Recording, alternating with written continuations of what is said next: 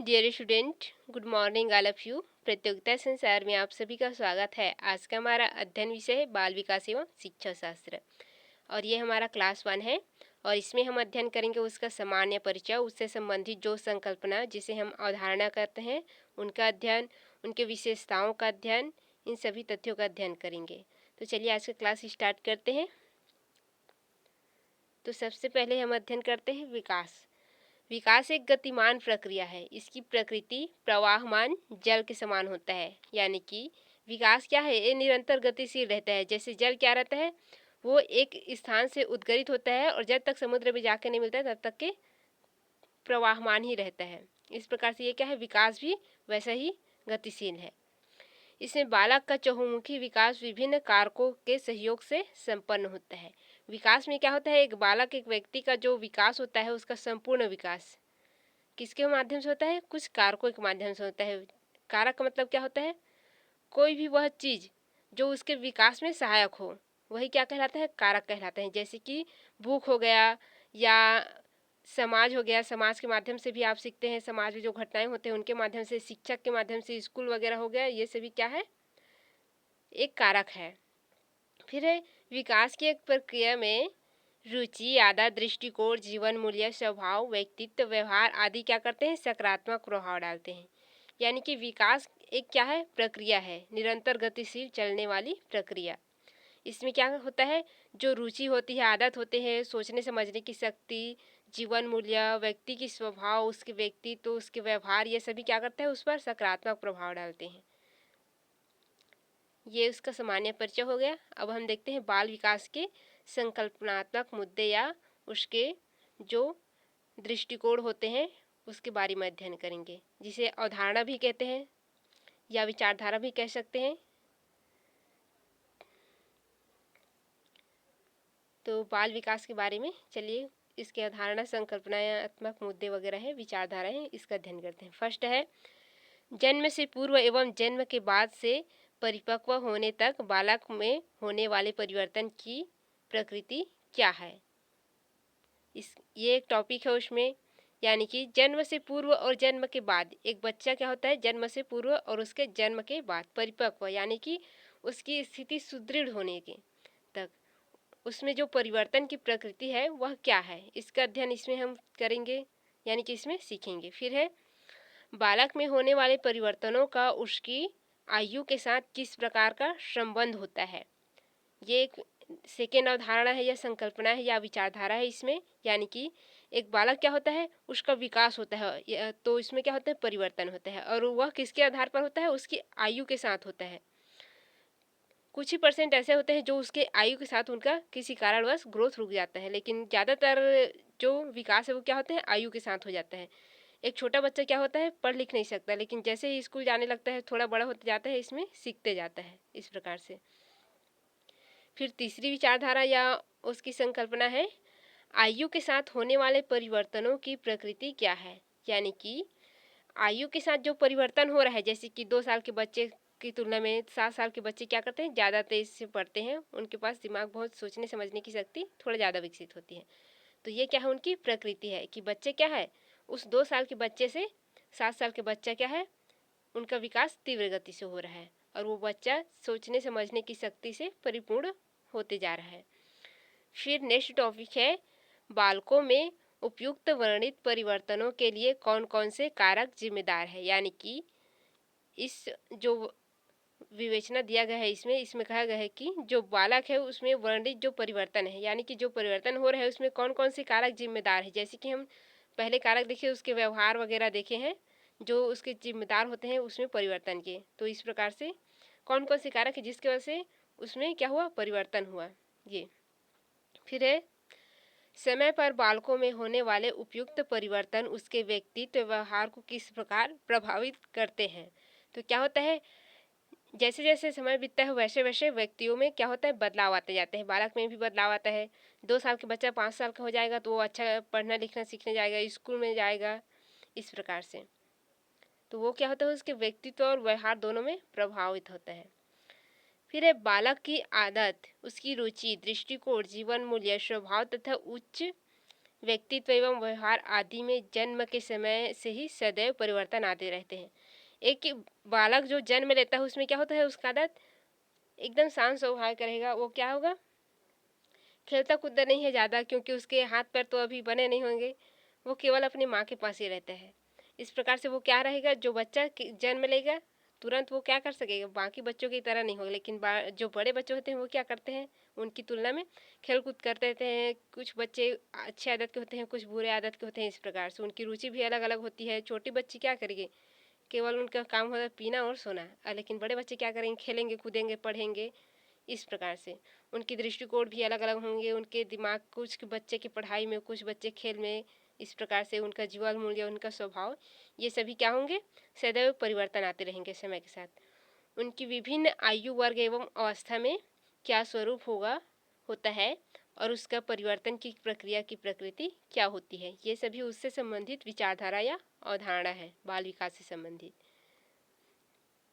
इसके पश्चात है नेक्स्ट पॉइंट, विकास एवं वृद्धि में तुलनात्मक अंतर। यानी कि एक बालक के विकास और उसकी वृद्धि यानी कि ग्रोथ में तुलनात्मक अंतर, उसमें क्या अंतर है, उसके विकास में क्या अंतर है, ये देख ले हैं। तो पहले हम देख लेते हैं विकास। तो बालक के विकास, इसका ये होता क्या है, ये देख लेते हैं। विकास शब्द का प्रयोग व्यापक रूप में होता है। वृद्धि इसका क्या है, एक भाग है। विकास क्या है, एक व्यापक अर्थ है। जैसे कि ये हो गया आपका विकास। लेकिन वृद्धि क्या है, इसका एक छोटा सा हिस्सा है, ये इसे हम वृद्धि कहेंगे। ये हमारा हो गया विकास, ये विकास है। लेकिन ये क्या है, ये वृद्धि है। उसका क्या है, एक हिस्सा है, उसका एक भाग है, जो धीरे धीरे क्या करेगा, उसके साथ बढ़ते ही जाएगा। फिर है विकास एक निरंतर चलने वाली प्रक्रिया है। पहले ही हम परिचय में देख चुके हैं कि विकास क्या है, जल के समान एक गतिमान प्रक्रिया है, निरंतर चलने वाली प्रक्रिया है तथा यह बालक के परिपक्व होने के बाद भी चलती रहती है। यानी कि बालक जब क्या हो जाता है, परिपक्व हो जाता है, वो अच्छे ज्ञान प्राप्त कर लेता है, सुदृढ़ हो जाता है, इसके बाद भी ये क्या होता है, विकास जो है चलते ही रहता है, यानी कि गतिमान रहता है, वो और तरक्की करता है ये।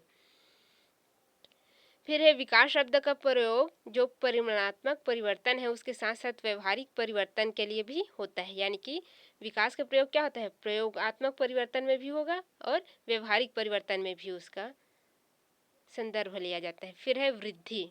अब विकास का पॉइंट पढ़िए, अब वृद्धि के बारे में भी जान लेते हैं। वृद्धि विकास की प्रक्रिया का एक चरण होता है, इसका एक सीमित क्षेत्र होता है। यानी कि हम पहले ही देख चुके हैं, विकास का है एक विस्तृत क्षेत्र है जिसका एक छोटा सा अंग है वृद्धि।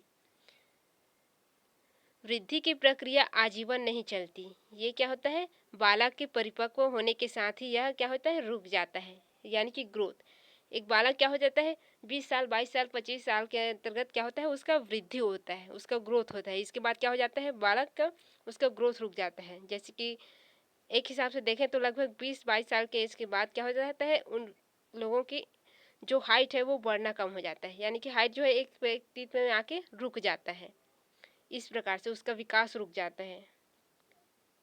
फिर वृद्धि शब्द का प्रयोग केवल परिमाणात्मक परिवर्तनों के लिए लिया जाता है। परिमाणात्मक मतलब कि आपके जैसे कि आपका हाइट वगैरह हो गया, शारीरिक आपकी जो परिवर्तन है उसके ले सकते हैं इसमें। फिर नेक्स्ट पॉइंट है मानव विकास की विभिन्न अवस्थाएं। यानी कि मानव यानी कि मानव किस प्रकार से विकास करता है, उनकी कितनी अवस्थाएं होती हैं ये देखेंगे। बाल्य अवस्था, युवावस्था, प्रौढ़ावस्था, ये पढ़े हैं ना, हाँ उसी का अध्ययन इसमें करेंगे। मानव विकास की अवस्थाओं का वर्गीकरण प्रमुखतः परंपरागत एवं आधुनिक विचारधारा के आधार पर किया गया है। इन दोनों विचारधाराओं के तहत मानव विकास की अवस्था का अलग अलग प्रकार से कालचक्र का वर्णन मिलता है। जैसे कि हम अभी बताएं, प्रथम अवस्था इस प्रकार से। वर्तमान विद्वानों द्वारा मानव विकास अथवा कालचक्र का वर्णन निम्न प्रकार से किया गया है। तो विभिन्न विद्वान कालचक्र का वर्णन अलग अलग प्रकार से किए हैं, जैसे कि वर्तमान, भूत, भविष्य काल, इस प्रकार से। तो उनका भी अध्ययन कर लेते हैं। ये देखिए, तो एक बालक की या व्यक्ति की जो अवस्था है इसे 4 प्रकार के बताए हैं। तो कौन कौन सी अवस्था है ये देख लेते हैं।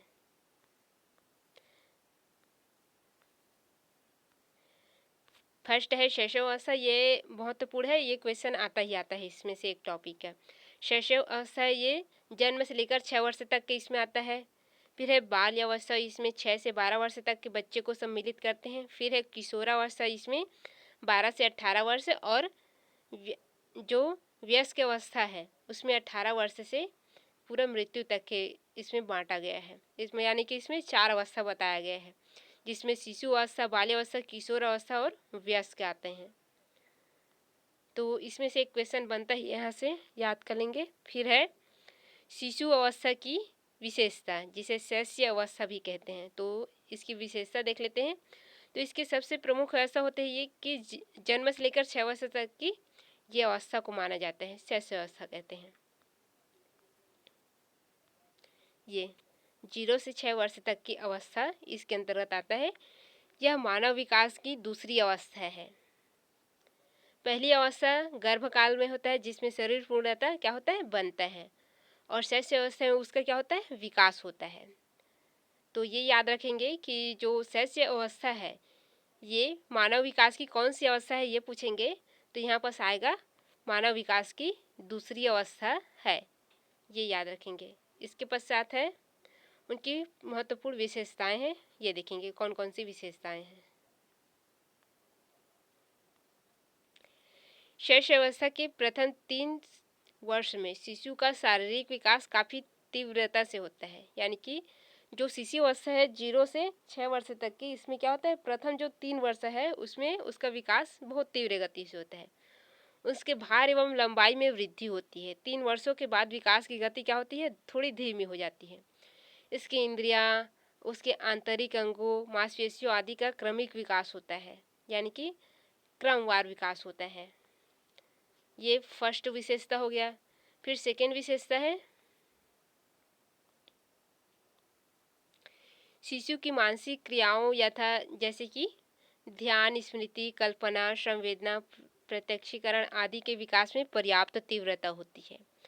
3 वर्ष की आयु तक शिशु की लगभग सभी मानसिक शक्तियाँ कार्य करने लायक हो जाते हैं। जैसे कि आप बच्चे को देखेंगे 3 वर्ष के, तो 3 वर्ष के बच्चे क्या होते हैं, आपकी जो पढ़ाई में के कार्य में लग जाते हैं। उनको KG 1 KG 2 में डाल दिया जाता है, तो उनका क्या हो जाता है, जो मानसिक विकास है, शक्तियाँ हैं, वो कार्य करने लगती हैं।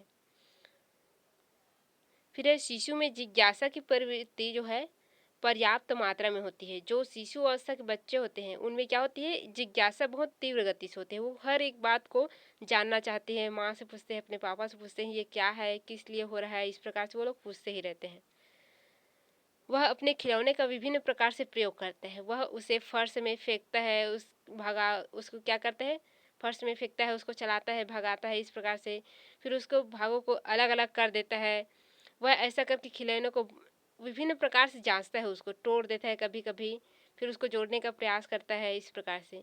इसके अतिरिक्त वह विभिन्न बातों और वस्तुओं के बारे में भी क्यों, कैसे, इस प्रकार के प्रश्न पूछते रहते हैं। तो ये क्या है, पूरे शिशु अवस्था की विशेषताएं हैं। फिर है शिशु के सीखने की प्रक्रिया में बहुत तीव्रता होती है, और वह अनेक आवश्यक बातें हैं उसे सीख भी लेता है। गेसल के अनुसार बालक प्रथम 6 वर्षों के बाद 12 वर्षों से दूना सीख लेता है। यानी कि प्रथम 6 वर्षों में क्या करता है, वो बाद के 12 वर्षों के दुगना सीख लेता है। यानी कि वो 6 से 12 वर्ष में जितना सीखेगा उतना उससे भी ज़्यादा वह प्रथम 6 वर्ष में सीखेगा। फिर है ये पॉइंट याद रख लेंगे, ये किनके अनुसार है, तो गेसल के अनुसार है। बालक क्या करेगा, 1 से 6 वर्ष में 6 से 12 वर्ष की तुलना में क्या करेगा, दुगना सीखेगा, ये दिए गए हैं। फिर है शिशु में अच्छी और बुरी, जो उचित अनुचित बातों का ज्ञान नहीं होता। वह उन्हीं कार्यों को करना चाहता है जिसमें उसको क्या होता है, आनंद आता है, भले ही वह अवांछित हो वांछित हो, यानी कि अच्छा हो बुरा हो, नैतिक हो अनैतिक हो, जो भी हो, उसमें नैतिकता का यानी कि नैतिकता का पूर्ण अभाव होता है। फिर है शिशु में अनुकरण द्वारा सीखने की प्रवृत्ति होती है। यानी कि अनुकरण का मतलब क्या होता है, जिसे हम अनुसरण कहते हैं, जिसमें क्या होता है वो किसी को देखकर, अपने आसपास के जो व्यक्ति है उनको देखकर सीखने की प्रवृत्ति होती है। वह अपने माता पिता, भाई बहन आदि के कार्यों और उनकी जो दृष्टिकोण वगैरह है उसको क्या करता है, कैप्चर करता है बहुत जल्दी। क्या कर रहा है इसको देखते हैं, उनके व्यवहार का अनुसरण करता है किस प्रकार से है। इसलिए कहते हैं कि बच्चे घर में हो तो उनके सामने अच्छे से रहना चाहिए। फिर यदि वह ऐसा नहीं कर पाता तो रोकर या चिल्लाकर अपनी असमर्थता प्रकट करता है। अनुसरण द्वारा सीखने की यह प्रवृत्ति उसे अपना विकास करने में सहायता देती है। यानी कि बच्चा क्या करता है, उसको तो कुछ पता ही नहीं रहता, तो वो क्या करता है, देख कर सीखता है, सुनकर सीखता है, इस प्रकार से। फिर नेक्स्ट जो विशेषता है वह है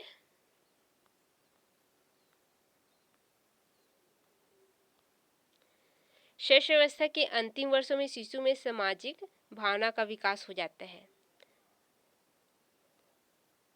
इसमें वैलेंटाइन के अनुसार इसमें 4-5 वर्ष के बालक में क्या होता है, अपने छोटे भाइयों बहनों या साथियों के रक्षा करने की प्रवृत्ति होती है। यानी कि एक 3-4 साल का बच्चा ले लो और उसके साथ 1 साल का बच्चा या 6-5 महीने का उसका छोटा भाई या बहन को ले लीजिए, तो इसमें क्या होगा, उसके छोटे भाई या बहन को हम बोलेंगे कि हम इसको ले जा रहे हैं अपने साथ करके, तो वो बोलेगा ये मेरा भाई है, मैं नहीं ले जाते नहीं दूंगा। इस प्रकार से उनमें क्या होती है, एक रक्षा की प्रवृत्ति आ जाती है, ये मेरी भाई है या मेरा बहन है, मेरी माँ है। इस प्रकार से उसमें क्या होती है, एक प्रवृत्ति जागृत हो जाती है। वह 2 से 5 वर्ष तक बच्चों के साथ खेलना पसंद करता है। वह अपनी वस्तुओं में दूसरों को क्या करता है, साझेदारी बनाता है, मिलजुल कर खेलता है। वह दूसरे बच्चों के अधिकारों की रक्षा करता है और खुद में क्या करता है, शांतत्व देने का प्रयास करता है, सांत्वना देता है।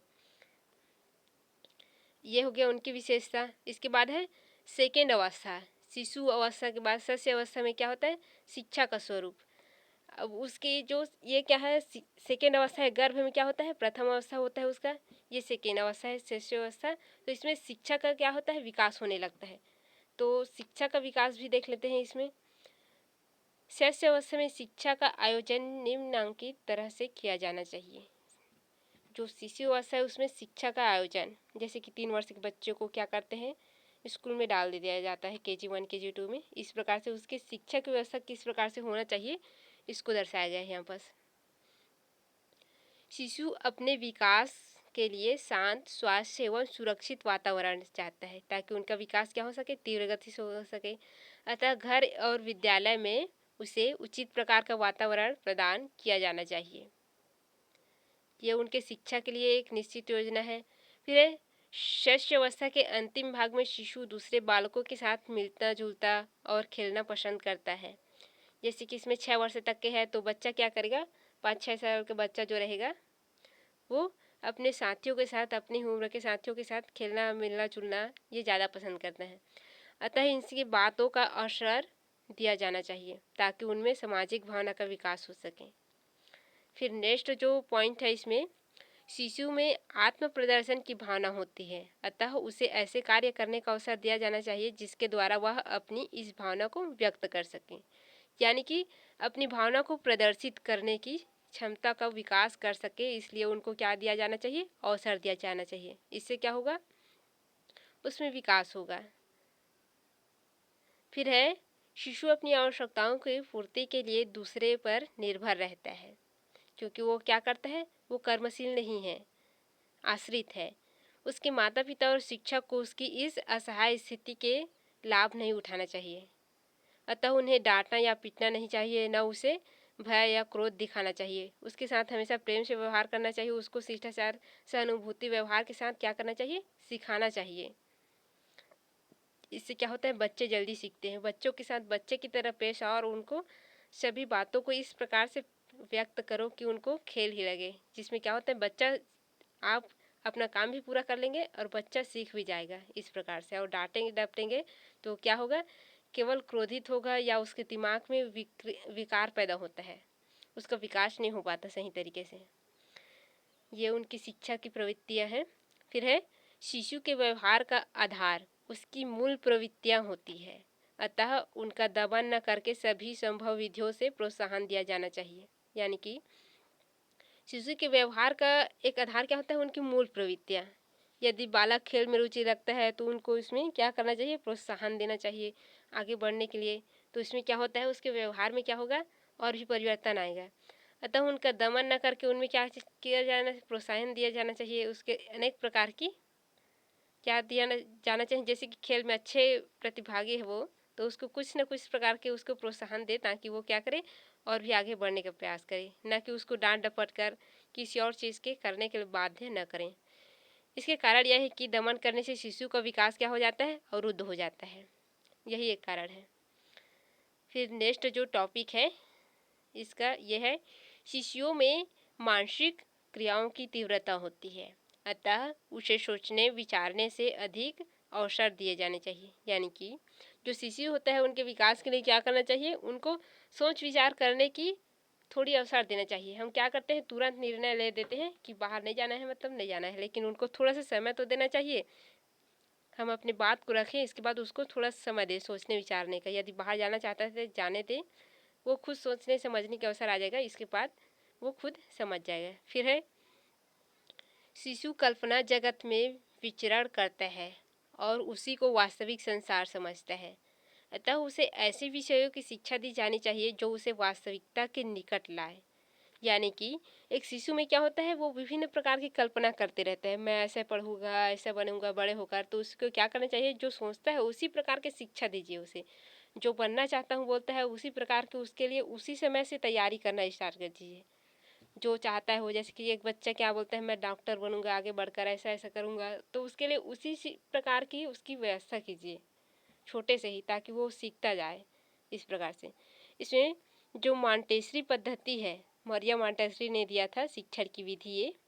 इसमें क्या होता है, जो परियों की कहानियों को इसलिए स्थान नहीं दिया गया क्योंकि इसमें क्या करते हैं, बालक को वास्तविकता से दूर ले जाती है। ये क्या है, भ्रमक होती है, भ्रमात्मक।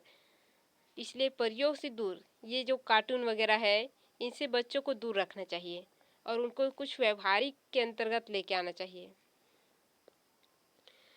फिर है, शिशु की शिक्षा में कहानियों और सचित्र पुस्तकों का विशिष्ट स्थान होना चाहिए। इसकी उपयोगिता के संबंध में क्रो ने कहा है कि, ये एक विद्वान है क्रो, उन्होंने 5 वर्ष का शिशु कहानी सुनते समय उससे संबंधित चित्रों को पुस्तक में देखना पसंद करता है। अतः बच्चों के सामने ऐसे चीज़ को प्रस्तुत करो जिसे वो प्रयोग में भी क्या कर सके, देख सके, इस प्रकार से। फिर है, शिशु को खेल द्वारा शिक्षा दी जानी चाहिए। इस संबंध में स्ट्रेंग ले लिखा है, ये एक विद्वान है। शिशु अपने एवं अपने संसार में के बारे में अधिकांश बातें खेल के माध्यम से सीखता है। जैसे कि बच्चों को पढ़ना सिखाना है तो उसके सामने क्या करेंगे, एक टेबल लेके आएंगे, उसमें वर्णमाला आता है जोड़ने वाला, तो बच्चों को उसे जोड़ने के लिए कहेंगे, इसको पूरे क्रमवार इसको जोड़िए। तो इसके लिए तो वो गेम रहेगा, कुछ प्रोत्साहन दीजिए उसको, आप इसको जोड़ लेंगे तो कुछ इनाम मिलेगा आपको, ऐसे करके तो वो क्या करेगा, पढ़ना भी सीखेगा और उस कार्य को करना भी सीखेगा। ये अब आ जाता है आपका बाल्य अवस्था। शिशु अवस्था देख लिए, प्रथम अवस्था। अब आ जाता है द्वितीय अवस्था, बाल्य अवस्था। तो बाल्य अवस्था क्या है, ये सेकेंड अवस्था है। तो बाल्य अवस्था की विशेषता देखते हैं।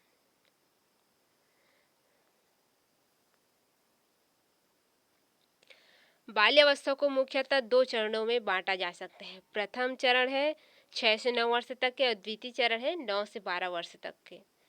प्रथम चरण में बालक की लंबाई एवं भार दोनों में क्या होता है, बढ़ते क्रम देखने जाता है, वृद्धि देखा जाता है। इस चरण में बच्चे में चिंतन तर्क शक्ति का विकास हो जाता है और द्वितीय चरण में बच्चे क्या होते हैं, पढ़ाई में रुचि लेने लगते हैं। ये है, तो इनमें 2 चरण हैं। 6 से 9 इसमें क्या होता है, उसकी लंबाई और भार में वृद्धि होती है और 9 से 12 वर्ष तक के उसमें पढ़ाई में रुचि आती है। ये दोनों पॉइंट अब याद रखेंगे आप लोग, इसको एग्ज़ाम में पूछा जाता है तो ये ध्यान रखेंगे। फिर है बाल्य अवस्था की विशेषताएं, जो कि है निम्न प्रकार से, उसका अध्ययन कर लेते हैं। इस अवस्था में बालक शिशु अवस्था के काल्पनिक जगत से वास्तविक जगत में प्रवेश करता है। वह वास्तविक जगत की प्रत्येक वस्तु से आकर्षित होकर उसका ज्ञान प्राप्त करना चाहता है। उसमें क्या होते हैं, एक सोचने समझने की शक्ति आ जाती है, किसी वस्तु को देखकर वह पहचान लेता है कि ये चीज़ है, इस प्रकार से। इस अवस्था में बालक की रुचियों में निरंतर परिवर्तन होता रहता है। वे स्थायी रूप से धारण न करके वातावरण में परिवर्तन के साथ परिवर्तित होते रहते हैं। यानी कि इस रूप में क्या होता है, एक बच्चा जो है वो अपने रुचि में निरंतर परिवर्तन होता रहे, उसकी रुचि में परिवर्तन होते रहता है और वो स्थायी रूप से जो वातावरण में जो परिवर्तन आते हैं उसके साथ ही परिवर्तित होते रहते हैं। फिर है बाल्य अवस्था में जिज्ञासा की प्रवृत्ति होती है, यानी कि किसी चीज को जानने की प्रवृत्ति अधिक होती है। वह जिन वस्तुओं के संपर्क में आता है उसके बारे में प्रश्न पूछकर इस तरह से जानकारी प्राप्त करना चाहता है कि उसके ये प्रश्न शैशव अवस्था के साधारण प्रश्नों से भिन्न होते हैं। यथा जैसे कि यह क्या है, इसके विपरीत वह पूछता है यह ऐसा क्यों है। ये वो किसी चीज को देखे, जैसे कि हमारा ये पेंसिल है, अब ये पेंसिल को देखकर बच्चा यह क्या है नहीं पूछेगा, पेंसिल है ये जानता है, वो पूछेगा पेंसिल ऐसा क्यों है, ये कुछ और तरीके से हो सकता था, यह ऐसा कैसे हुआ है। यानी कि पेंसिल को तो हम किसी और तरीके से भी बना सकते थे, या प्लास्टिक का क्यों बना है इसे और किसी चीज़ से बना सकते थे, ऐसा क्यों हुआ है, इस प्रकार से पूछेंगे। ये क्या है ऐसे नहीं पूछेंगे, क्योंकि उसको पता है ये पेंसिल है। इस प्रकार से उनके पास क्या होता है, ये अलग तरीके के होते हैं बच्चे, जिज्ञासा अधिक होते हैं किसी चीज़ को जानने में। फिर है बालक अपने संवेगों पर अधिकार रखना एवं अच्छी और बुरी भावनाओं में अंतर करना जान जाता है। यानी कि एक बालक क्या है, जो अपनी संवेग है, अपनी विचारधारा, उसमें क्या करता है, अधिकार रखना है और अच्छी बुरी भावनाओं में अंतर करना जान जाता है। कोई बच्चा उसे गलत गाली देगा तो वो क्या करेगा, वो गलत है समझ जाएगा। वह उन भावनाओं का दमन करता है जिसको उसके माता पिता और बड़े लोग पसंद नहीं करते। फिर है इस अवस्था में बालक में बिना उद्देश्य के उधर उधर घूमने की प्रवृत्ति बहुत अधिक होती है। यानी कि बच्चे क्या करता है, उसका ध्यान क्या होता है, अव्यवस्थित रहता है, अस्थिर रहता है। उनका ध्यान क्या होता है, बिना ही उद्देश्य के इधर उधर घूमते रहता है, कभी इधर जाने का मन, कभी उधर, कभी ये खेलने का, कभी ये खाने का, इस प्रकार से रहता है। इस फिर है इस अवस्था में बालक की जो सामूहिक खेलों की प्रति क्या होता है, अत्यधिक रुचि होती है। वह क्या करता है, 6 से 7 वर्ष की आयु में जो छोटे बच्चे हो वो क्या करते हैं, समूह में अधिक खेलते हैं और खेलते समय क्या करते हैं, कभी कभी उनके साथ झगड़ा हो जाता है, फिर भी थोड़ी देर में क्या हो जाते हैं, फिर से मिल जाते हैं। और जो 11 से 12 वर्ष की आयु में जो बच्चे होते हैं वो क्या करते हैं, दलीय खेलों में भाग लेने के लिए क्या करते हैं, भाग लेने लगता है। पहले बच्चों के साथ खेलता है, फिर उससे बड़े होने के बाद क्या करता है, वो भाग लेने लगता है। फिर है बाल्यावस्था में बालकों और बालिकाओं में संग्रहण करने की प्रवृत्ति बहुत ज़्यादा पाई जाती है। जैसे कि बालक विशेष रूप से कांच की गोलियों, टिकटों, मशीनों के भाग और पत्थर के टुकड़ों का संचय करते हैं। यानी कि जैसे कि करामाटी जिसको हम गांव में बोलते हैं ना, उस प्रकार से वो कार्य करते हैं।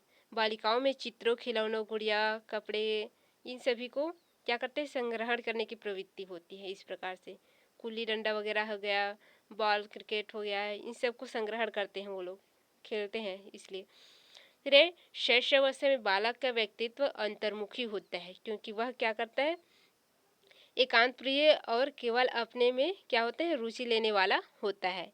इसके विपरीत बाल्यावस्था में क्या होता है, उनका व्यक्तित्व बहुमुखी हो जाता है, क्योंकि बाह्य जगत में उनकी रुचि उत्पन्न हो जाती है।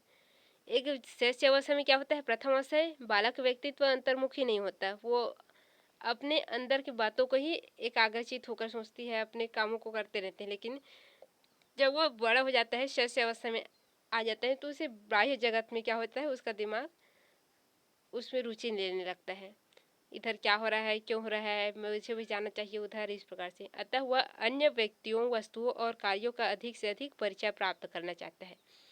जैसे कि सामने में कोई क्या हो रहा है, कुछ दुर्घटना हो गया तो उसे बच्चा देखने जाएगा, यह क्या हो गया, क्यों हुआ, इस प्रकार से वो देखने जाएगा उसको। फिर है इस अवस्था में बालकों को रचनात्मक कार्यों में विशेष आनंद आता है। वह साधारण घर से बाहर किसी प्रकार के कार्य करना चाहता है, यथा जैसे कि बागवानी औजारों से लड़की की वस्तुएं बनाना आदि। यानी कि जो लकड़ी वगैरह है उसकी वस्तु बनाना, या क्या करते हैं बच्चे, उसके खिलौने, मिट्टी के खिलौने वगैरह बनाना, इस प्रकार से वो कार्य करते हैं। यानी कि रचनात्मक कुछ न कुछ बनाने का, पत्थर, लकड़ी, कागज वगैरह का कुछ न कुछ रचनात्मक कार्य ही करते हैं। ठीक इसके विपरीत बालिकाएं घर में क्या करती हैं, कोई कार्य करना चाहती हैं, जैसे कि सिलाई, कढ़ाई, बुनाई, इस प्रकार से। फिर है नेक्स्ट पॉइंट, बाल्यावस्था में शिक्षा का स्वरूप कैसा होता है। अब शिक्षा का स्वरूप देख लेते हैं, इसमें किस प्रकार से होता है। बाल्यावस्था में बालक की शिक्षा का स्वरूप निश्चित करते समय निम्नलिखित बातों का ध्यान में रखना चाहिए। इस अवस्था में बालक की रुचियों में निरंतर परिवर्तन होता रहता है, अतः पाठ्यक्रम, विषय, शिक्षण विधि में उनकी रुचियों के अनुसार परिवर्तन किया जाना आवश्यक, क्योंकि उसमें क्या होता है, बालक की रुचियों में परिवर्तन होता है तो उसकी रुचि के अनुसार उसके पाठ्यक्रम में भी परिवर्तन आवश्यक है। ऐसा करने से उसके शिक्षण के प्रति क्या होगी, आकर्षण बना रहेगा। यदि परिवर्तन नहीं किया जाता उनके विषय वस्तु में तो वो बच्चा क्या करेगा, शिक्षण के प्रति आकर्षित नहीं होगा। फिर नेक्स्ट है, बालक के लिए कुछ ऐसे विषयों का अध्ययन आवश्यक है जो उसकी आवश्यकताओं की पूर्ति कर सके और उसके लिए लाभप्रद भी हो। इस उद्देश्य की पूर्ति के लिए उसके लिए लाभप्रद भी हो। इस उद्देश्य की पूर्ति के लिए कुछ विशेष विषय यथा जैसे कि गणित वगैरह हो गया, अंकगणित हो गया, सामाजिक अध्ययन, ड्राइंग, चित्रकला, सुलेख, पत्र लेखन, निबंध रचना, इन सभी का चुनाव करना चाहिए ताकि उस बालक में क्या हो सके, कुछ अच्छा लाभ प्रगति हो सके। फिर है, बालक कठोर अनुशासन पसंद नहीं करता है, वह शारीरिक दंड, बल प्रयोग, डांट डपट से घृणा करता है। तो उस समय क्या करना चाहिए, हमें उसे प्रेम, सहयोग, सहानुभूति की भावना से उसको समझाना चाहिए, ना कि धमकी देना चाहिए। इससे क्या होता है, धमकी वगैरह देने से बच्चे के दिमाग में, हम पहले ही बता चुके हैं, उसके दिमाग में विकृति उत्पन्न हो जाता है, वह एक तरीके से नफरत की दृष्टि से देखने लगता है, क्योंकि उसमें क्या होता है, उसका दिमाग परिवर्तनशील होता है अभी बहुत ज़्यादा। तो इसमें क्या करना चाहिए, हमें उसे प्यार से, उसको सहानुभूति पूर्वक उसे इस प्रकार से खेल खेल में सिखाना चाहिए कि वो उसके दिमाग में किसी भी प्रकार की विकृति उत्पन्न ही ना हो। फिर है, कोल एवं ब्रूस इन विद्वानों के अनुसार बाल्यावस्था को संवेगात्मक विकास का अनोखा काल माना गया है। ये आप याद रखेंगे, ये पूछ सकते हैं। ये जो विद्वान के अनुसार दिया है इसे याद रखेंगे।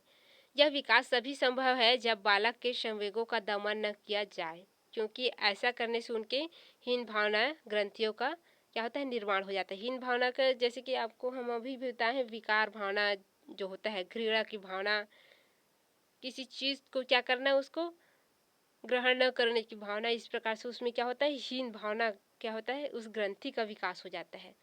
तो ये विकास ना हो इसीलिए उसका क्या करना चाहिए, हमें उसकी भावनाओं का समर्थन करते हुए उसे इस प्रकार से अपने बातों को समझाना चाहिए कि वो उसे आसानी से समझ जाए और किसी भी प्रकार की हीन भावना का विकास ना हो। फिर है, स्ट्रेंग के अनुसार उन्होंने इसमें कहा है कि इस अवस्था में बालकों की भाषा में बहुत रुचि होती है, अतः इस बात पर बल दिया जाना आवश्यक है कि बालक भाषा का अधिक से अधिक ज्ञान प्राप्त करें। ये फिर है, बालकों में जिज्ञासा की प्रवृत्ति होती है, अतः उन्हें दी जाने वाली शिक्षा का स्वरूप ऐसा होना चाहिए जिससे इसकी प्रवृत्ति की पुष्टि हो सके। फिर है, किर्कपैट्रिक ने बाल्यावस्था को प्रतिद्वंद्वात्मक समाजीकरण का काल माना है। तो ये क्वेश्चन आ सकता है आपका टॉपिक जो है, तो ये पॉइंट याद रखेंगे। उसने क्या कहा है, प्रतिद्वंद्वात्मक समाजीकरण माना है। तो ये जो टॉपिक है प्रतिद्वंद्वात्मक समाजीकरण, इसे आप याद रखेंगे किसने कहा है, तो किलपैट्रिक ने कहा है ये। अतः विद्यालय में ऐसी क्रियाओं का अनिवार्य रूप से संगठन किया जाना चाहिए जिसमें क्या हो, भाग लेकर बालक में अनुशासन, आत्मनियंत्रण, सहानुभूति, प्रतिस्पर्धा, सहयोग आदि सामाजिक गुणों का अधिकतम विकास हो सके। अब इसमें आता है किशोरावस्था की विशेषता। ये तृतीय अवस्था है, हम पहले शिशु अवस्था पढ़े, बाल्य अवस्था अध्ययन कर चुके हैं। अब आता है किशोर अवस्था। तो ये 13 वर्ष से 18 वर्ष तक की जो अवस्था है इसे किशोर अवस्था कहा जाता है। ये 13 वर्ष के पश्चात आता है। इस अवस्था की शुरुआत होती है, इसमें क्या होता है, इस अवस्था में बालकों और बालिकाओं में क्रांतिकारी मानसिक, शारीरिक, सामाजिक एवं संवेगात्मक परिवर्तन होते हैं। इसलिए इस काल को जीवन के तूफान का काल भी कहा जाता है। अब जीवन के तूफान के काल किस काल को कहा जाता है, ये क्वेश्चन भी पूछ देंगे, तो आपको क्या कहना है, किशोर अवस्था को कहा जाता है जीवन के तूफान काल। तो किसे कहा जाता है, तो किशोर अवस्था को कहा जाता है। तो ये ध्यान में रखेंगे। किशोरावस्था को शारीरिक विकास का काल माना जाता है, तो ये एक और पॉइंट आ गया। किशोरावस्था को किसका काल माना जाता है, शारीरिक विकास का काल माना जाता है। जो शिशु बाल्य अवस्था था वो क्या था, मानसिक विकास का काल अवस्था था। इस प्रकार से इस काल में किशोर के शरीर में अनेक महत्वपूर्ण परिवर्तन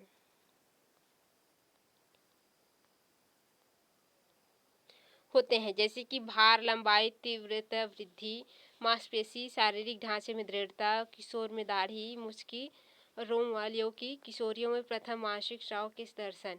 इस प्रकार से इनका क्या होता है, विकास होता है। इस अवस्था में किशोर की मानसिक का लगभग सभी दिशाओं में विकास होता है। उसके बौद्धिक, सामाजिक, आर्थिक सभी प्रकार के जो विकास की भावना है उनका क्या हो जाता है, सुदृढ़ीकरण होता है। किशोरों में इस अवस्था में पाए जाने वाले मानसिक विकास के प्रमुख गुण है कल्पना, दिवा सपनों की बहुलता, यानी कि उसमें क्या होता है, एक बालक में कल्पना बहुत अधिक करते हैं वो लोग, और दिन में सपना बहुत अधिक देखते हैं, मैं ऐसा करूँगा ऐसा करूँगा। इस प्रकार से बुद्धि का अधिकतम विकास होता है, सोचने समझने और तर्क करने की शक्ति में वृद्धि होती है। विरोधी मानसिक दशाएं होती हैं, कोई बच्चा उसके विपरीत बोल देगा तो उसके क्या रखेगा, वो मुझे ऐसा बोला करके उसमें विरोधी मानसिकता दर्शाएगा वो। फिर एक किशोर जिस समूह का सदस्य होता है उसको वह अपने परिवार और विद्यालय से अधिक महत्वपूर्ण समझता है, यानी कि वह यदि किसी ग्रुप में शामिल हो जाता है तो उसको क्या करेगा, उसको बहुत अधिक उसको क्या करेगा, अपने परिवार से ज़्यादा उसको मानेगा। फिर यदि उसके माता पिता और समूह के दृष्टिकोणों में अंतर होता है तो वह समूह के ही दृष्टिकोण से श्रेष्ठतर समझता है और उन्हीं के अनुसार अपने व्यवहार, रुचियों, इच्छाओं आदि में परिवर्तन करता है। फिर है किशोरों में आवेगों और संवेगों की बहुल प्रबलता होती है। यही कारण है कि उनका विभिन्न अवसरों पर विभिन्न प्रकार का व्यवहार होता है। यानी कि किशोर क्या करते हैं, आवेग संवेग की बहुत ज़्यादा उसमें क्या होती है, प्रबलता होती है, जिसके कारण उसमें विभिन्न अवसरों पर विभिन्न प्रकार के व्यवहार होता है। उदाहरण के लिए किसी समय वह अत्यधिक क्रियाशील होगा और किसी समय क्या हो जाएगा, अत्यधिक बंद हो जाता है। किसी परिस्थिति में साधारण रूप से उत्साहपूर्ण और किसी में असाधारण रूप से उत्साहहीन हो जाता है। तो वो क्या रहता है, उनके मानसिकता पर निर्भर करता है कि किस समय वह किस प्रकार से रहना चाहता है। फिर है किशोरावस्था में बालक नैतिक एवं अनैतिक बातों पर विचार करने लगता है, परिणाम स्वरूप अपने जीवन दर्शन का निर्माण करता है। वह ऐसे सिद्धांतों का निर्माण करना चाहता है जिसकी सहायता से वह अपने जीवन में कुछ बातों का निर्माण कर सके। उसे इस कार्य में सहायता देने के उद्देश्य से ही आधुनिक युग में युवा आंदोलनों को, जो आंदोलन है उनको संगठित किया गया है। वीर युवा क्रांति, बजरंग दल, इस प्रकार से वो लोग क्या करते हैं, अपना छोटा छोटा संगठन बनाते हैं, उनको क्या करते हैं, सरकार प्रोत्साहन दे रहे हैं। फिर एक किशोर में महत्वपूर्ण व्यक्ति बनने और जो प्रौढ़ हो उनके समान के निश्चित स्थिति प्राप्त करने की अत्यधिक अभिलाषा होती है। ब्लेयर, जोन्स एवं जो शिप्सन के शब्दों में किशोर को महत्वपूर्ण बनना, अपने समूह में स्थिति प्राप्त करना और श्रेष्ठ व्यक्ति के रूप में स्वीकार किया जाना चाहता है। यानी कि उसमें एक प्रवृत्ति होती है कि वह बनना चाहता है कि मैं सर्वश्रेष्ठ बनूं। इस प्रकार से उनमें क्या रहता है, विचारधारा रहता है। फिर एक किशोरावस्था के प्रारंभ में बालकों को धर्म और ईश्वर में आस्था नहीं होती। उनके संबंध में उनमें इतनी शंकाएं उत्पन्न होती है कि वे उनका समाधान नहीं कर पाते, पर धीरे धीरे उसमें धर्म में विश्वास उत्पन्न हो जाता है और वे ईश्वर की सत्ता को स्वीकार करने लगते हैं। ये भी एक तथ्य उसके बारे में। फिर है किशोर अवस्था में शिक्षा का स्वरूप किस प्रकार होता है, उसकी शिक्षा किस प्रकार से होती है, उसकी अवस्थाएं, नीतियाँ जो भी है, इसका अध्ययन। किशोर अवस्था में शिक्षा का स्वरूप निम्न प्रकार से होता है। किशोरों की मानसिक स्थितियों के सर्वोत्तम एवं अधिकतम विकास के लिए शिक्षा का स्वरूप उनकी रुचियों, रुझानों, दृष्टिकोणों और योग्यताओं के अनुरूप होना चाहिए। किशोर अपने समूह को अत्यधिक महत्व देता है और उसके आचार व्यवहार की अनेक बातें सीखता है। अतः विद्यालय में ऐसे समूह का संगठन किया जाना चाहिए जिसकी सदस्यता ग्रहण करके किशोर उत्तम सामाजिक व्यवहार एवं संबंधों को पाठ सीख सकें। इस दिशा में यानी कि उस क्षेत्र में क्या करना चाहिए, उसे ऐसा संगठन बनाना चाहिए जिसमें क्या कर सके, वो बच्चा प्रतिभागी भी बन सके, उसके संबंधित अच्छे सीख सके, बुरा ना सीखे, यानी कि बुरे संगठन या बुरे व्यक्तियों के प्रभाव में ना आए। इसलिए अच्छे अच्छे समूह जैसे कि अभी खेल का समूह, स्काउट गाइड वगैरह है, एनएसएस वगैरह है, इसको प्रचलित किया गया है इस प्रकार से। फिर है किशोर में उचित महत्व और उचित स्थिति प्राप्त करने की प्रबल इच्छा होती है। उनकी शिक्षा को पूर्ण करने के लिए उसे उत्तरदायित्व के कार्य दिए जाने चाहिए, यानी कि उसको कुछ ऐसे कार्य सौंपना चाहिए जो उसे पसंद हो या उसे करने में वह रुचि रखता हो, तो उस क्षेत्र में उसे एक लीडर के तौर पर ऐसे कार्य देना चाहिए जिससे वो पूर्ण करने में क्या हो, उत्साही भी हो और विकास भी हो उसका। उद्देश्य में सामाजिक क्रियाएं, छात्र जो स्वशासन है और युवा गोष्ठियाँ है उसका संगठन किया जाना चाहिए। फिर है बालक और बालिकाओं में विभिन्नता होती है, उनमें विभिन्नता अति आवश्यक है। इसका कारण यह है कि लिंग भेद के कारण और इस विचार से अधिक बालक बालिकाओं को भावी जीवन में विभिन्न कार्य करने होते हैं। दोनों के पाठ्यक्रमों में क्या होती है, विभिन्नता होनी चाहिए। एक बालक और बालिका के पाठ्यक्रम अलग अलग होना चाहिए, उनको उनकी रुचि के अनुसार और उनके जो विशेषताएं हैं उनके अनुसार उसके पाठ्यक्रम का गठन करना चाहिए ताकि वो अपने जो समय है उसके अनुसार विकास कर सकें। किशोर अपने जीवन दर्शन का निर्माण करना चाहता है पर उचित पथ प्रदर्शन के अभाव में वह ऐसा करने में क्या होता है, असमर्थ रहता है। इस कार्य का उत्तरदायित्व विद्यालय पर है कि वह उचित मार्गदर्शन दे, यानी कि विद्यालय में कुछ ऐसा मार्गदर्शन दे ताकि बच्चे क्या हो, उचित मार्ग पर चले, अच्छे कार्य करें, उनका विकास तीव्र हो, ताकि उनमें क्या हो, सदमार्ग का रास्ता हो और वो अपने विकास को क्या कर सके, स्वयं सुदृढ़ कर सके। फिर है किशोर अनेक प्रकार के संवेगों से संघर्ष करता है। इन संवेगों में से कुछ उत्कृष्ट और कुछ निकृष्ट होते हैं। अतः शिक्षा में इस प्रकार के विषयों और पाठ्यक्रम में सहयोगी क्रियाओं को स्थान दिया जाना चाहिए जो निकृष्ट संयोगों का दमन कर उत्कृष्ट संयोगों का विकास कर सकें। इस उद्देश्य से कला, विज्ञान, साहित्य, संगीत, संस्कृत जो सांस्कृतिक कार्यक्रम हैं उनकी क्या करना चाहिए, व्यवस्था की जानी चाहिए ताकि बच्चे क्या कर सकें, उसमें प्रतिभागी ले सकें। फिर किशोर में जो किशोरावस्था है उसमें व्यक्तिगत विभिन्नताओं और आवश्यकताओं को सभी शिक्षाविदों ने स्वीकार किया है। अतः विद्यालयों में विभिन्न पाठ्यक्रमों की व्यवस्था की जानी चाहिए जिसमें किशोरों की व्यक्तिगत मार्गों को पूर्ण किया जा सके। फिर है नेक्स्ट, किशोर की मानसिक में जो मस्तिष्क में विरोधी विचारों के निरंतर क्या होते हैं, द्वंद्व होते रहते हैं। फलतः उचित व्यवहार के संबंध में किसी निश्चित निष्कर्ष पर नहीं पहुंच पाते, उनमें क्या रहता है, हमेशा मतभेद रहते हैं। अतः उसे उदार धार्मिक नैतिक शिक्षा दी जानी चाहिए ताकि वह उचित एवं अनुचित में अंतर करके अपने व्यवहार को समाज के नैतिक मूल्यों के अनुकूल बना सके। फिर किशोर में अपराध करने की प्रवृत्ति का मुख्य कारण है निराशा। इसलिए कहा जाता है कि किशोर अवस्था में बालकों के साथ या बालिकाओं के साथ उनकी सहयोगात्मक में रहे आप, ताकि वो किसी भी प्रकार से निराश होकर किसी गलत कदम न उठाए। इस कारण को दूर करने के उसकी जो अपराध प्रवृत्ति पर अंकुश लगाने के लिए विद्यालय उसको अपनी उपयोगिता का अनुभव कराने के लिए उनकी निराशा को कम कर सकता है। उसके लिए एक आपराधिक जो प्रवृत्ति है उसको कम करने के लिए एक निश्चित पाठ्यक्रम निर्धारित कर सकता है।